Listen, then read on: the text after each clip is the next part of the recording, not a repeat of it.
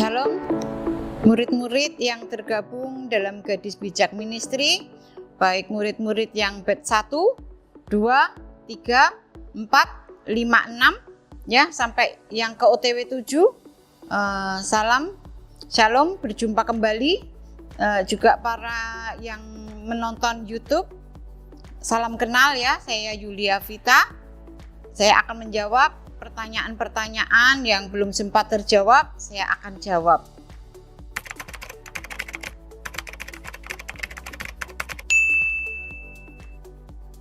Ya, pertanyaannya, mengapa belajar dunia roh ini untuk membuka panca indera roh itu sangat penting? Karena untuk dewasa rohani itu harus terbuka panca indera rohnya yang ada di Ibrani ya. Dilihat di Ibrani itu ada tertulis bahwa orang-orang yang dewasa rohani adalah orang-orang yang panca inderanya terlatih. Untuk bisa terlatih itu harus terbuka. Untuk harus terbuka itu harus dibukakan. Jadi pelajaran ini memang khusus membuka 5 panca indera. 5 panca indera roh itu apa? Panca itu 5, indera itu apa? Bisa dibuka di Kamus Bahasa Indonesia bahwa indera itu di situ disebutkan karena Alkitab itu adalah bahasa Indonesia. Jadi kita belajar kembali ke bahasa Indonesia bahwa indera itu disebutkan adalah mata, hidung, mulut, pengecap ya, atau juga telinga dan kulit, itu adalah indera. Karena ini Alkitab ini bahasa Indonesia dan di Kamus Bahasa Indonesia itu indera itu adalah mata, hidung, mulut, telinga dan kulit. Jadi panca indera, panca itu 5, indera itu yang saya sebutkan tadi adalah harus dibukakan. Karena ini orang-orang Kristen atau pengikut Tuhan yang rohaninya dewasa harus mempunyai panca indera yang terlatih ya. Sekali lagi, untuk bisa terlatih itu harus terbuka. Untuk bisa terbuka harus dibukakan. Makanya pentingnya belajar ini untuk membukakan panca indera roh supaya menjadi dewasa rohani ya. Namanya aja panca. Panca itu adalah 5. Kalau baru terbuka 2, itu belum dewasa rohani. Itu yang mengatakan adalah di Ibrani. Lihat sendiri Ibrani berapa. Karena ini adalah pemuritan, bukan guru saja yang aktif, tapi murid juga yang aktif. Supaya kamu jangan malas membaca Alkitab. Ya, begitu.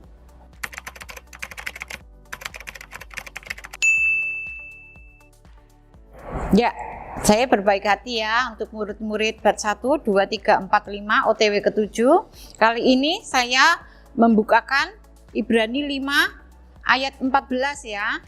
Ini ditulis seperti ini. Tetapi makanan keras adalah untuk orang-orang dewasa yang karena mempunyai panca indera yang terlatih untuk membedakan yang baik dari yang jahat. Jadi untuk menjadi dewasa rohani harus mempunyai panca indera yang terlatih. Kalau hanya cuman panca indera mata saja hanya 1, itu belum dewasa, kamu masih kanak-kanak. Kalau hanya cuman mata dan telinga itu baru 2, bukan panca. Itu kamu masih anak-anak. Jadi untuk dewasa rohani harus 5. Ini harus terbuka. Kalau belum 5 berarti belum dewasa. Yang mengatakan bukan saya, tapi ini Alkitab. Ya, karena orang-orang yang dewasa itu mempunyai panca indera yang terlatih. Untuk bisa terlatih itu harus terbuka. Untuk bisa terbuka itu harus dibukakan. Caranya bagaimana? Baca Alkitab. Ya, di sini disebutkan makanan keras adalah untuk orang-orang yang dewasa. Jadi untuk terbuka 5 panca indera rohnya harus makan makanan roh. Manusia roh itu ya kebutuhan pokoknya adalah makanan roh, yaitu Alkitab. Kalau tubuh ini perlu makan makanan jasmani ya, tapi kalau untuk manusia roh yang dibutuhkan adalah Alkitab. Jadi pentingnya membaca Alkitab. Membaca Alkitab ini bukan hanya 1, 2, 3 pasal ya, tapi harus 10 pasal, 20 pasal, 30 pasal kalau itu mau cepat buka, ya. Jadi mau 10 pasal, 20 pasal itu tergantung porsinya masing-masing, kebutuhan masing-masing. Karena ada yang saya minta untuk membaca itu 10 pasal karena di pemuritan baik bab 1, 2, 3, 4, 5, 6 OTW ke-7 wajib baca minimal 10 pasal.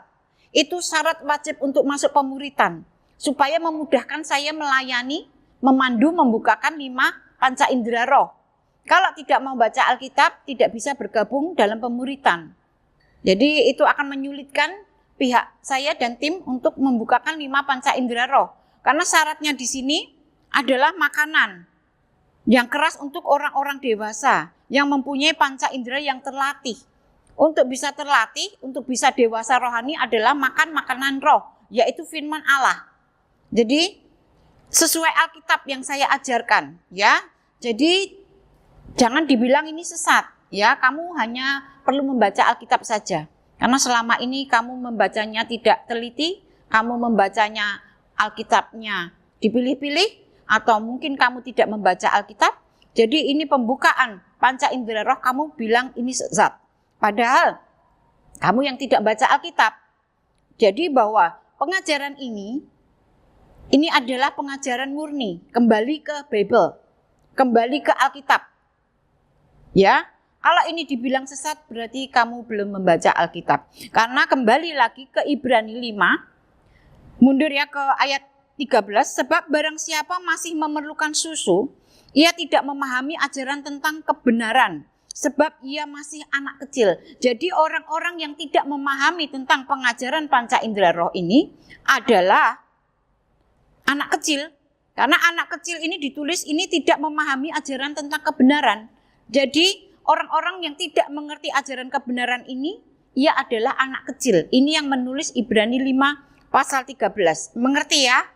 Jadi jangan bilang ini sesat, ini Alkitabiah. Kalau dibilang pengajaran ini sesat, itu adalah anak kecil. Kamu masih anak kecil. Ini yang nulis Ibrani 5 ayat 13, yang nulis Alkitab. Yang ini firman, bukan saya. Saya hanya menerangkan. Jadi kalau kamu bilang ini sesat, kamu masih anak kecil, kamu perlu bertumbuh. Dan saya berdoa untuk mendoakan kamu supaya cepat dewasa, supaya mengerti ya. Begitu.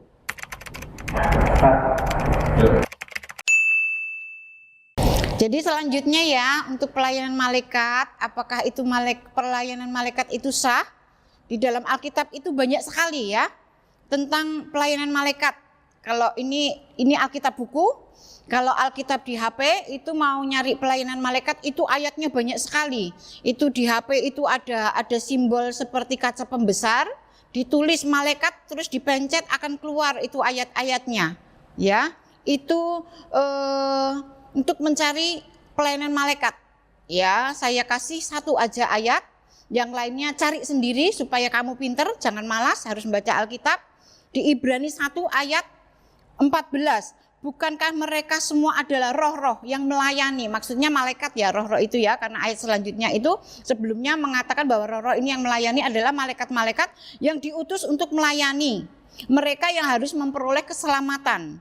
Jadi malaikat ini diutus untuk melayani kita semua yang memperoleh keselamatan. Jadi pelayanan malaikat itu adalah sah menurut ini, bukan menurut saya. Jadi pelayanan malaikat itu adalah sah. Jadi kamu bisa perintahkan malaikat menurut kebutuhan masing-masing, asal sesuai dengan Alkitab ya, asal sesuai dengan maksudnya yang benar ya. Kalau memang itu hakmu, kamu bekerja dan kamu narik berkat, itu adalah sah.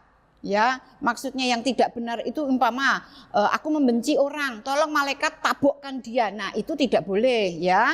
Jadi harus sesuai dengan firman Tuhan, hukumnya kasih.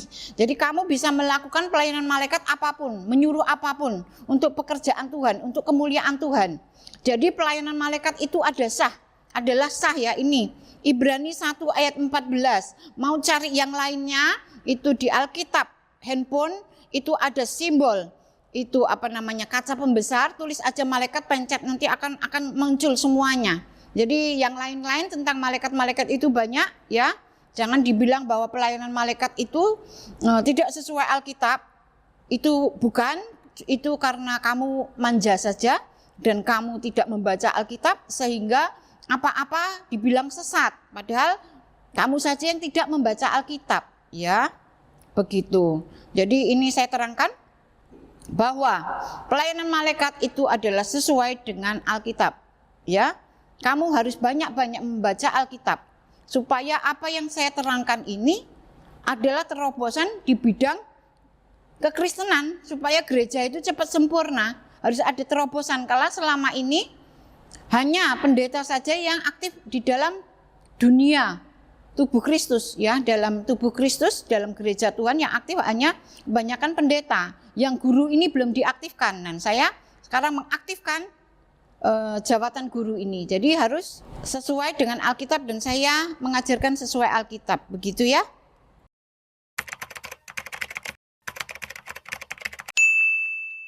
Jadi pertanyaan selanjutnya, ya, mengapa seringkali saya mengajarkan bahwa malaikat-malaikat itu untuk mengikat iblis itu dibawa ke tahta Allah. Nah, itu yang bikin para yang penonton, kalau murid-murid itu di dalam grup itu ya, grup pemuritan itu mereka itu tenang, nurut. Tapi yang ribut itu adalah para penonton yang tidak paham dengan pemuritan karena mereka tidak ada di dalam grup. Mereka hanya seperti penonton sepak bola. Ya, jadi selalu teriak-teriak ini itu. Jadi sebenarnya murid-murid itu adalah tenang ya di dalam pemuritan itu. Jadi saya jawab para penonton yang sering sorak-sorai bahwa kenapa ini harus dibawa ke tahta Allah, bukankah tahta Allah itu kudus? Dibilang bahwa iblis itu ditendang dari tahta Allah. Kenapa malah iblis itu dibawa naik? Karena kalau kita mengusir iblis, ibaratnya di dalam gereja itu ada pelepasan, ya, ada KKR pelepasan itu yang dilepaskan, itu setannya pindah ke temannya, dekat bangkunya. Jadi saling ibaratnya saling pindah, bukan pergi tapi malah pindah setannya, pindah ke sebelah duduknya. Jadi saya mengarahkan untuk yang belajar ini saya terangkan bahwa ini dibawa ke tahta Allah itu bukan untuk stay, untuk tinggal di sana, tidak. Tapi saya serahkan Tuhan kepada otoritas Tuhan supaya sama Tuhan terserah mau dibawa kemana, ya. Biar serahkan pada otoritas Tuhan. Yang penting jangan di bumi. Supaya kalau semakin banyak anak-anak Tuhan mengikat dengan kuasa Tuhan, dibawa ke tahta Allah, bumi lama-lamanya akan bersih. Dan anak-anak Tuhan banyak yang membaca Alkitab itu karena Alkitab itu adalah pelita. Orang-orang anak-anak Tuhan yang membaca Alkitab itu hidupnya, badannya terang. Kalau di bumi sudah tidak banyak, tidak ada setan iblis, dan anak-anak Tuhan itu terang, maka bumi itu akan terang. Kalau bumi itu bersih dan terang, maka lawatan Tuhan akan terjadi. Setelah lawatan Tuhan terjadi, banyak pertobatan massal, setelah itu rapture, pengangkatan. Itu kita mengikuti agendanya Tuhan. Ya, kita mendukung ya acaranya Tuhan, rapture, setelah itu perkawinan anak domba Allah. Begitu ya.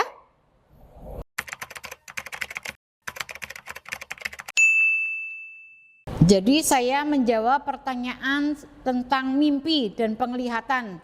Karena banyak penonton yang di luar yang tidak memahami bahwa di dalam pengajaran belajar di dunia roh diajarkan untuk mimpi. Saya tidak mengajari mimpi, tapi karena banyak anak-anak Tuhan yang sudah manusia rohnya aktif, banyak membaca Alkitab. Jadi Tuhan itu berbicara lewat mimpi, lewat penglihatan, ya, lewat berbicara lewat telinga. Tapi jikalau anak Tuhan tersebut panca indera rohnya belum aktif, maka Tuhan berbicara lewat mimpi. Ya, jadi mimpi itu bisa diaktifkan. Maksudnya bisa seperti ya, itu memang mimpi itu bicaranya Tuhan. Ya, seperti Yusuf itu dia mengartikan mimpi. Daniel mengartikan mimpi. Jadi kalau saya mengartikan mimpi dari murid-murid yang sudah terbuka panca indera rohnya karena manusia rohnya aktif, saya mengartikan sebagai guru. Karena mimpi itu adalah bicaranya Tuhan yang harus disampaikan.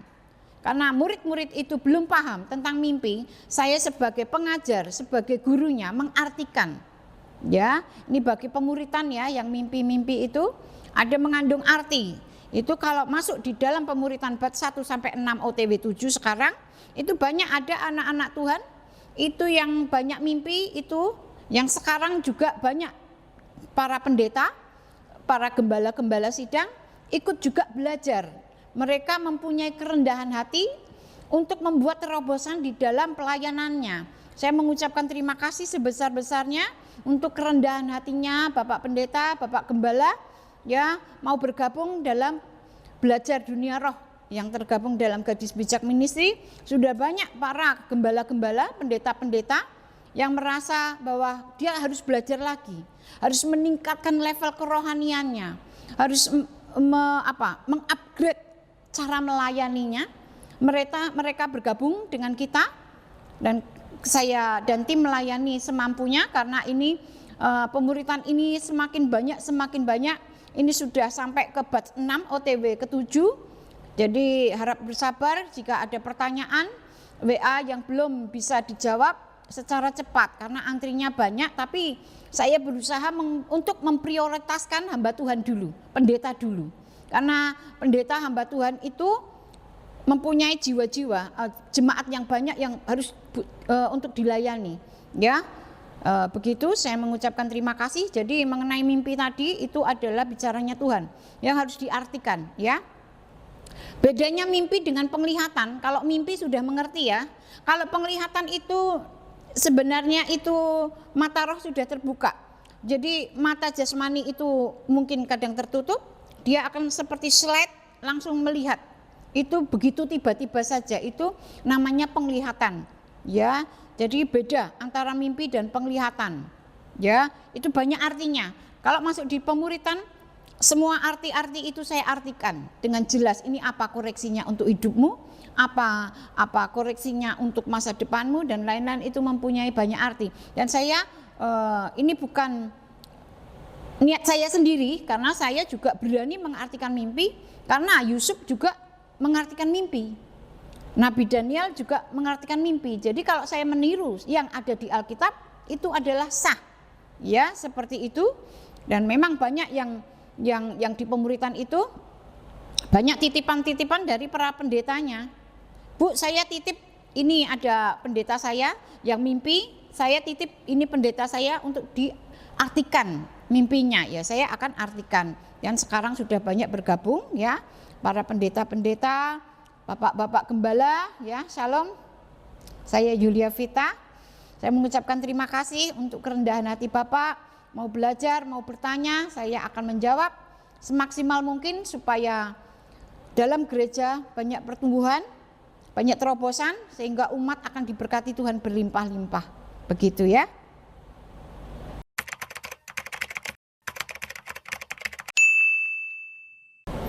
Ya, saya yang jawab pertanyaannya bahwa saya banyak dibilang sesat, ya. Saya mengampuni, saya memaafkan, karena tadi di Ibrani sudah tertulis bahwa yang tidak mengerti tentang pengajaran kebenaran itu adalah anak kecil. Ya, anak kecil itu tidak mengetahui tentang pengajaran kebenaran. Saya mengampuni, saya memaafkan, karena kita semua adalah warga kerajaan surga.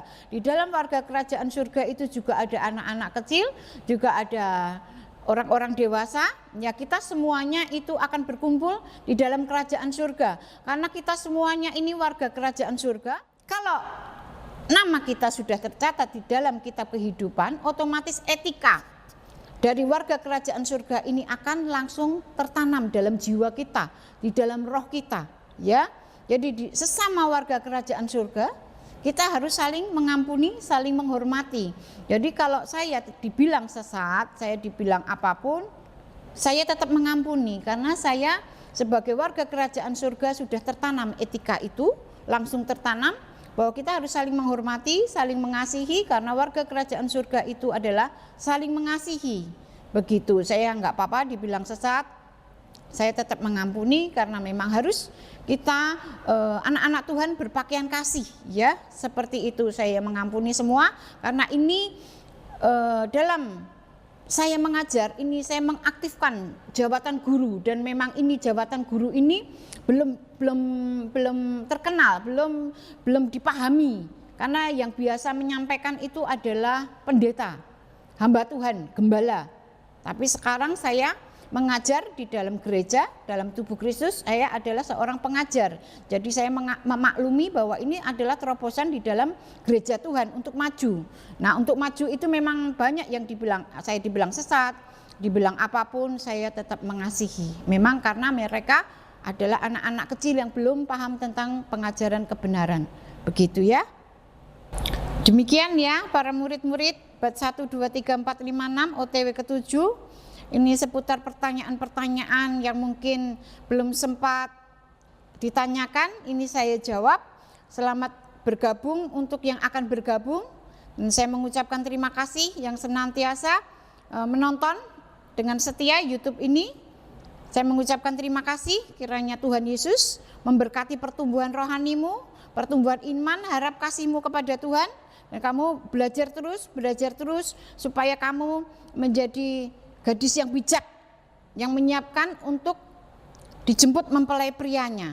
Saya mengucapkan terima kasih untuk juga Bapak Pendeta, Bapak Gembala, terus semangat untuk bekerja di ladang Tuhan. Mari kita sama-sama berjuang ya Bapak Gembala, untuk gereja Tuhan ini secepatnya sempurna, sehingga tubuh Kristus itu segera terbentuk. Ya, kalau untuk terbentuknya tubuh Kristus, organ-organ tangan, tubuh, kaki harus menyatu.